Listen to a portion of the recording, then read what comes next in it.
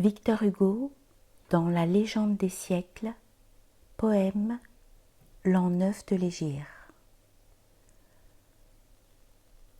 Comme s'il pressentait que son heure était proche, grave, il ne faisait plus à personne un reproche. Il marchait en rendant aux passants leur salut, on le voyait vieillir chaque jour, quoiqu'il eût à peine 20 poils blancs à sa barbe encore noire. Il s'arrêtait parfois pour voir les chameaux boire. Se souvenant du temps qu'il était chamelier, il songeait longuement devant le saint pilier. Par moments, il faisait mettre une femme nue, et la regardait, puis il contemplait la nue, et disait « La beauté sur terre, au ciel le jour ». Il semblait avoir vu l'Éden, l'âge d'amour. Les temps antérieurs, l'ère immémoriale, il avait le front haut, la joue impériale, le sourcil chauve, l'œil profond et diligent, le cou pareil au col d'une amphore d'argent. L'air d'un Noé qui sait le secret du déluge, si des hommes venaient le consulter, se juge, laissant l'un affirmer, l'autre rire et nier, écoutait en silence et parlait le dernier. Sa bouche était toujours empreinte d'une prière. Il mangeait peu, serrant sur son ventre une pierre. Il s'occupait lui-même à traire ses brebis. Il s'asseyait à terre et cousait ses habits. Il jeûnait plus longtemps qu'autrui les jours de jeûne, quoiqu'il perdît sa force et qu'il ne fût plus jeune. À 63 ans, une fièvre le prit. Il relut le Coran de sa main même écrit, puis il remit au fils de Saïd la bannière en lui disant « Je touche à mon aube dernière ». Il n'est pas d'autre Dieu que Dieu, combat pour lui. Et son œil, voilé d'ombre, avait ce morne ennui d'un vieux aigle forcé d'abandonner son air. Il vint à la mosquée à son heure ordinaire, appuyé sur Ali, le peuple le suivant, et l'étendard sacré se déployait au vent. Là, pâle, il s'écria se tournant vers la foule « Peuple, le jour s'éteint, l'homme passe et s'écoule. La poussière et la nuit, c'est nous. Dieu seul est grand. Peuple, je suis l'aveugle et je suis l'ignorant. Sans Dieu, je serais vil, plus que la bête immonde. » Un cher lui dit « Ô chef des vrais croyants, le monde, sitôt qu'il t'entendut en ta parole crue, le jour où tu naquis, une étoile apparut, et 3 tours du palais de Khosroès tombèrent. Lui reprit, sur ma mort les anges délibèrent. L'heure arrive, écoutez. Si j'ai de l'un de vous mal parlé, qu'il se lève, ô peuple, et devant tous, qu'il m'insulte et m'outrage, avant que je m'échappe. Si j'ai frappé quelqu'un, que celui-là me frappe.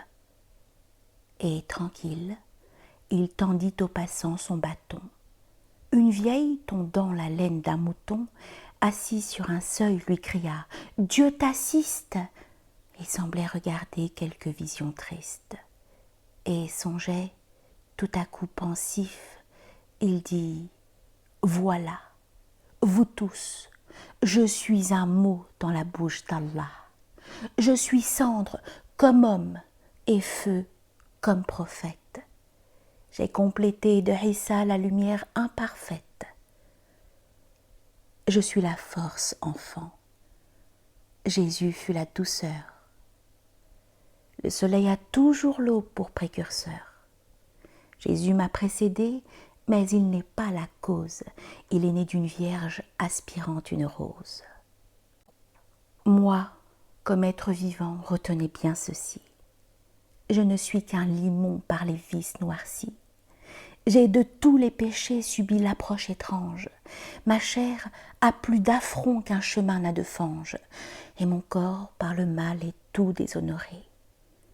ô vous tous, je serais bien vite dévoré, si dans l'obscurité du cercueil solitaire, chaque faute de l'homme engendre un ver de terre. Fils, le damné renaît au fond du froid caveau, pour être par les vers dévoré de nouveau. Toujours sa chair revit, jusqu'à ce que la peine finie ouvre à son vol l'immensité sereine. Fils, je suis le chant vil des sublimes combats, tantôt l'homme d'en haut, tantôt l'homme d'en bas, et le mal dans ma bouche, avec le bien alterne, comme dans le désert le sable et la citerne.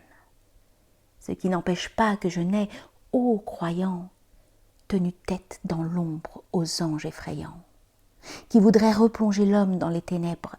J'ai parfois dans mes poings tordus leurs bras funèbres. Souvent, comme Jacob, j'ai, la nuit, pas à pas, lutté contre quelqu'un que je ne voyais pas. Mais les hommes, surtout, ont fait saigner ma vie. Ils ont jeté sur moi leur haine et leur envie. Et comme je sentais en moi la vérité, je les ai combattus, mais sans être irrité. Et pendant le combat, je criais « Laissez faire !» Je suis seul, nu, sanglant, blessé, je le préfère. Qu'ils frappent sur moi tous, que tout leur soit permis, quand même, se ruant sur moi, mes ennemis auraient pour m'attaquer dans cette voie étroite, le soleil à leur gauche et la lune à leur droite. Ils ne me feraient point reculer, c'est ainsi qu'après avoir lutté 40 ans, me voici, arrivé sur le bord de la tombe profonde. Et j'ai devant moi Dieu, derrière moi le monde. Quant à vous qui m'avez dans l'épreuve suivi, comme les Grecs Hermès et les Hébreux Lévi, vous avez bien souffert, mais vous verrez l'aurore. Après la froide nuit, vous verrez l'aube éclore. Peuple, n'en doutez pas, celui qui prodigua les lions ravins du Jébel Chronéga, les perles à la mer et les astres à l'ombre, peut bien donner un peu de joie à l'homme sombre. Il ajouta « Croyez, veillez, courbez le front, ceux qui ne sont ni bons ni mauvais resteront sur le mur qui sépare Éden d'avec l'abîme, étant trop noir pour Dieu, mais trop blanc pour le crime. Presque personne n'est assez pur de péché pour ne pas mériter un châtiment. Tâchez, en priant, que vos corps touchent partout la terre. L'enfer ne bullera dans son fatal mystère. Qu'est-ce qui n'aura point touché la cendre? Et Dieu, à qui baise la terre obscure, ouvre un ciel bleu. Soyez hospitaliers, soyez saints, soyez justes. Là-haut sont les fruits purs dans les arbres augustes, les chevaux scellés d'or, et pour fuir aux 7 cieux, les chars vivants ayant des foudres pour essieux. Chaque hourie, sereine, incorruptible, heureuse, habite un pavillon fait d'une perle creuse. Le Gehenam attend les réprouvés, malheur. Ils auront des souliers de feu dont la chaleur fera bouillir leur tête ainsi qu'une chaudière. La face des élus sera charmante et fière. Il s'arrêta, donna audience à l'esprit, puis poursuivant sa marche à pas lents, il reprit. Ô vivants, je répète à tous que voici l'heure où je vais me cacher dans une autre demeure. Donc, hâtez-vous, il faut, le moment est venu que je sois dénoncé par ceux qui m'ont connu, et que, si j'ai des torts, on me crache au visage. La foule s'écartait, muette à son passage. Il se lava la barbe au puits d'Aboulphéa. Un homme réclama 3 drachmes qu'il paya, disant « Mieux vaut payer ici que dans la tombe ». L'œil du peuple était doux comme un œil de colombe. En regardant cet homme auguste, son appui, tous pleuraient, quand plus tard il fut rentré chez lui. Beaucoup restèrent là sans fermer la paupière et passèrent la nuit couchés sur une pierre.